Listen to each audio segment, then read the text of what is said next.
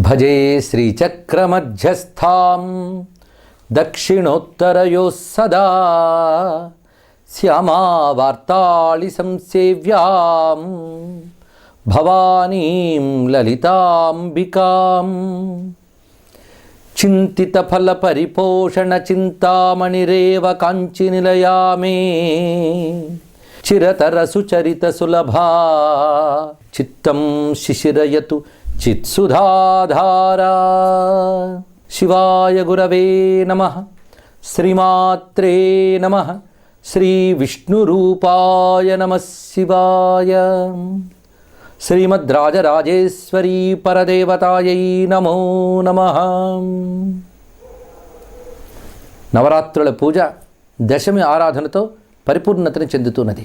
దశమి నిజానికి పరిపూర్ణమైన పూర్ణాహుతి దినంగా ప్రకటించాలి.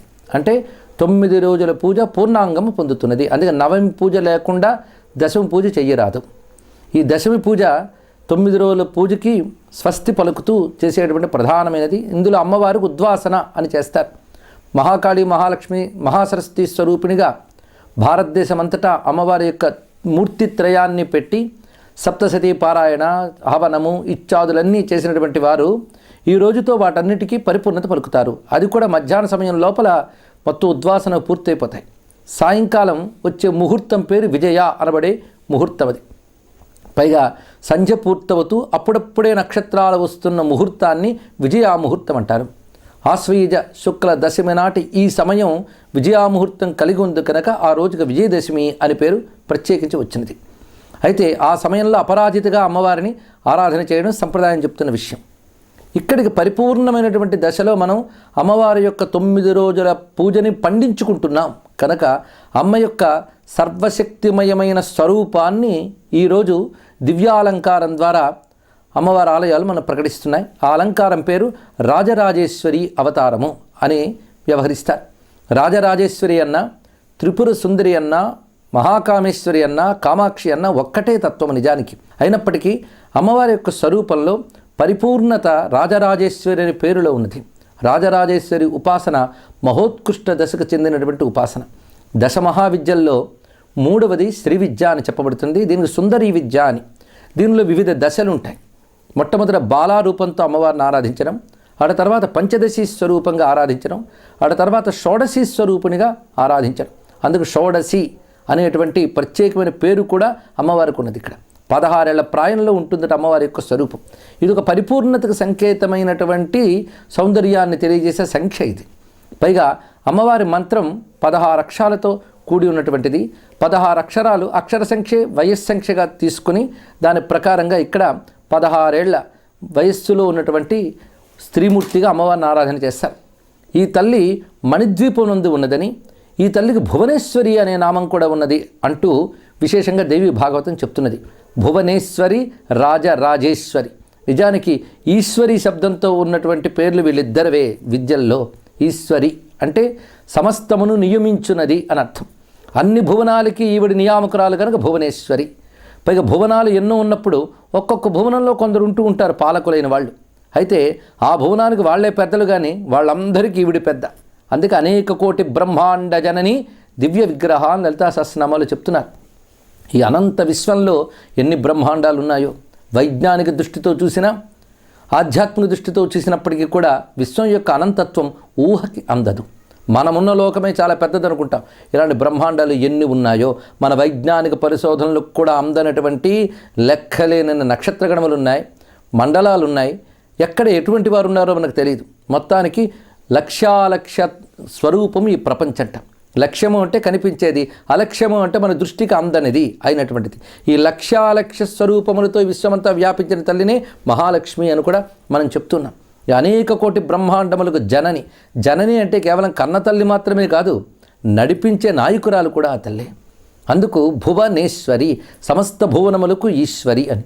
సమస్త శక్తి ఉపాసనకి అధిష్టానం ఎవరయ్యా అంటే భువనేశ్వరీ దేవిట. అందుకే శాక్తేయములన్నింటిలోనూ కూడా అధిష్టాన స్వరూపంగా భువనేశ్వరి తత్వాన్ని చెప్తుంటారు. ఈ భువనేశ్వరి బీజాక్షరమే రాజరాజేశ్వరిలో ప్రధానంగా మనకు కనబడుతున్నటువంటిది. పంచదశి విద్యలో కానీ రాజరాజేశ్వరిలో కానీ భువనేశ్వరి బీజం ముమ్మారులు వస్తుంది. బీజం అనేది ఏమిటి అనేది మనం సభల్లో వాటిల్లో చెప్పేది కాదు కనుక ఆ బీజాక్షరం చెప్పడం లేదు. కానీ అది చాలా హృద్యమైనటువంటి బీజాక్షరం. ఆ బీజాక్షరంతో కూడి ఉంటుంది భువనేశ్వరి రాజరాజేశ్వరి తత్వములు. అయితే రాజరాజేశ్వరి భువనేశ్వరి రెండిట్లో ఈశ్వరి శబ్దాన్ని మనం చూస్తే అది పరమేశ్వరి అనే భావాన్ని కూడా చెప్తున్నది. ఆమెను మించిన ఈశ్వరురాలు లేరు. నిజంగా ఈశ్వరుడా ఈశ్వరియా, ఇది పెద్ద ప్రశ్న. ఉన్నది ఈశ్వరుడా లేక ఈశ్వరియా అంటే ఈశ్వరుని భార్య ఈశ్వరి అని వ్యవహారంలో అంటాం. నిజానికి ఈశ్వర అనే శబ్దము స్త్రీ కాదు, పురుషుడు కాదు. అందుకు ఆ తల్లి ఎటువంటి స్వరూపం అంటే స్త్రీ పుంభేదములకు అతీతమైనటువంటి పరంజ్యోతి ఆవిడ. అమ్మాను మనం పిలిచినప్పుడు ఒక స్త్రీమూర్తిగా భావన చేస్తున్నాం, అది అందులో ఉన్న తత్వం. కానీ నిజానికి ఆవిడ సర్వవ్యాపినైనటువంటి పరంజ్యోతి రూపిణైన భావనతో ఆ తల్లిని మనం ఆరాధించాలి. గిరామాహుర్దేవీం ద్రుహిణ గృహిణీమాగమ విదో హరే పత్నీం పద్మాం హర సహచరీమద్రితనయాం తురీయా కాపిత్వం దురధిగమనిసీమ మహిమ మహామాయా విశ్వంభ్రమయసి పరబ్రహ్మ మహిషి అంటారు శంకర భగవత్పాదుల వారు. ఓ తల్లి, శాస్త్రవేత్తలు నిన్ను బ్రహ్మదేవుని పత్ని అయిన పలుకుల తల్లిగా వాగ్దేవిగా కొందరు భావిస్తే హరే పత్నీం పద్మాం విష్ణుపత్ని అయిన లక్ష్మిగా నిన్ను ఆరాధన చేస్తున్నారు.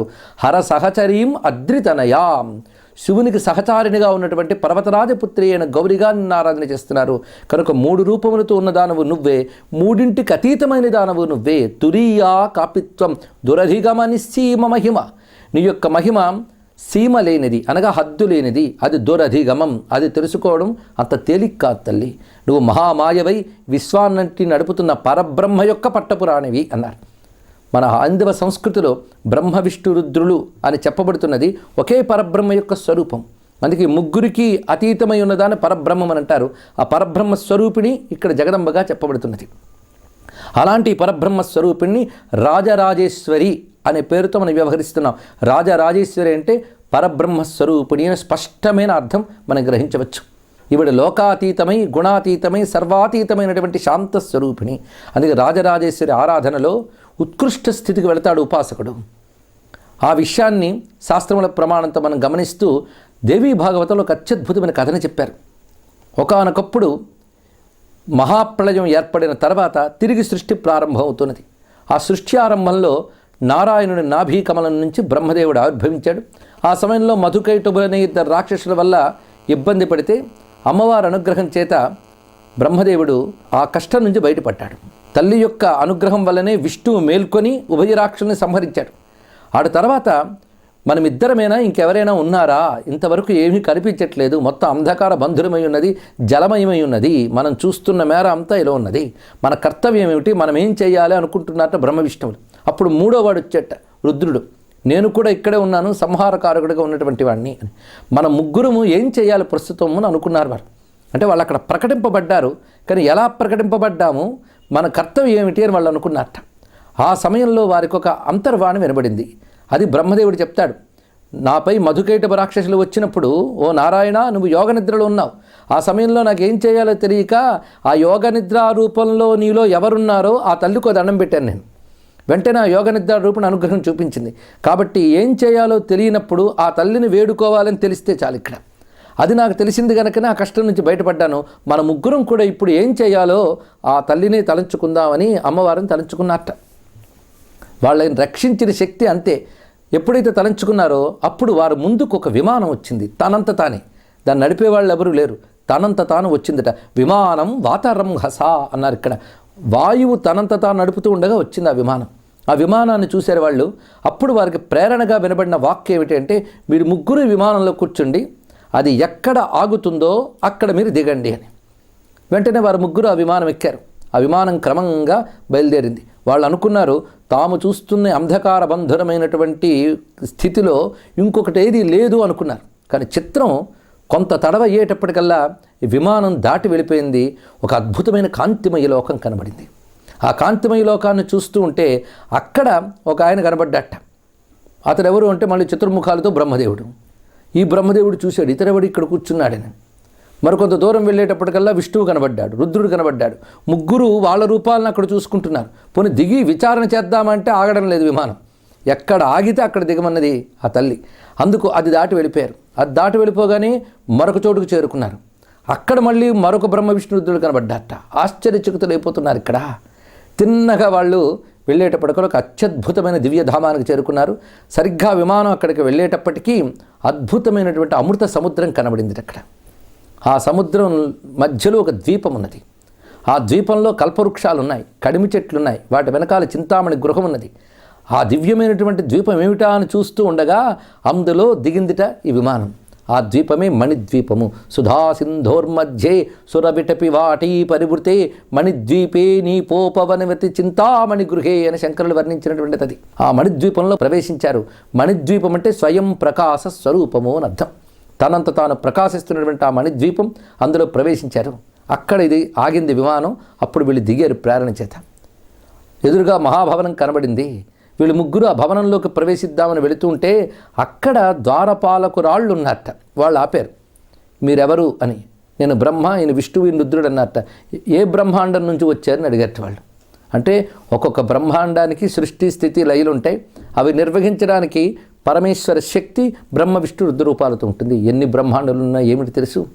ఇక్కడ వింటూ ఉంటే పురాణ కథలన్నీ ఒక అంతు పొంతు లేకుండా ఉంటాయండి. ఒకసారి విష్ణువు అంటాడు, ఒకసారి శివుడు అంటాడు, ఏమిటో అని అజ్ఞాన ప్రశ్నలు రావచ్చు. కానీ ఇందులో ఋషి చేస్తున్న భావన ఒక్కసారి చూడండి.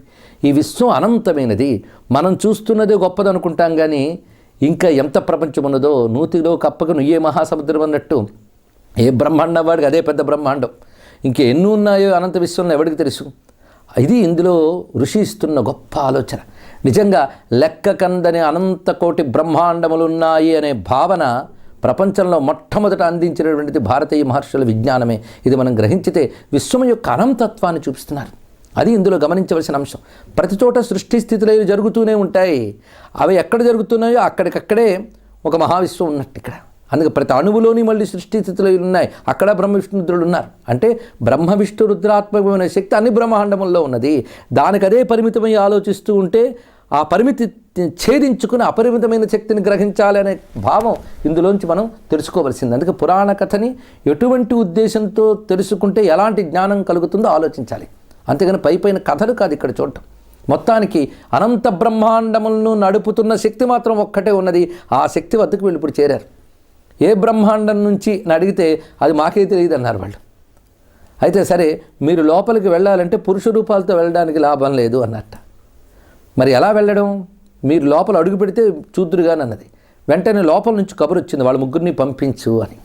అప్పుడు ద్వారపాలకులు వాళ్ళ ముగ్గురిని పంపారు. వాళ్ళ ముగ్గురు లోపలికి వెళ్ళేటప్పటికల్లా స్త్రీమూర్తులుగా మారిపోయేట. అంటే బ్రహ్మ బ్రాహ్మి అయ్యాడు, విష్ణువు వైష్ణవి అయింది, మహేశ్వరుడు మహేశ్వరి అయింది. ముగ్గురు లోపలికి ప్రవేశించారు. ఇందులో అర్థం ఏమిటంటే, పురుషత్వం అనేది ఒక అహంకారానికి ప్రతీకగా అనుకుంటే ఆ అహంకారం తొలగి లోపల కేవల శక్తి మాత్రమే ప్రవేశించింది లోపలికి. ఇది దీనిలో ఉన్నటువంటి భావం. బ్రాహ్మి, వైష్ణవి, మాహేశ్వరి అనే మాతృకాతత్వములు కూడా దీన్నే తెలియజేస్తుంది. నిజానికి ఒక దేవతకున్న పేరు ఇంకో దేవతకు ఉండదు, కానీ అమ్మవారికి అన్ని దేవతల పేర్లు ఉన్నాయి. ఇది కూడా ఆలోచించవలసిన అంశం. వైష్ణవి, శాంభవి, బ్రాహ్మి, ఆగ్నాయి, అదేవిధంగా ఐంద్రి, సర్వదేవతల పేర్లు ఆ తల్లికి ఉన్నాయి. అంటే సర్వదేవతాత్మిక గణకనే.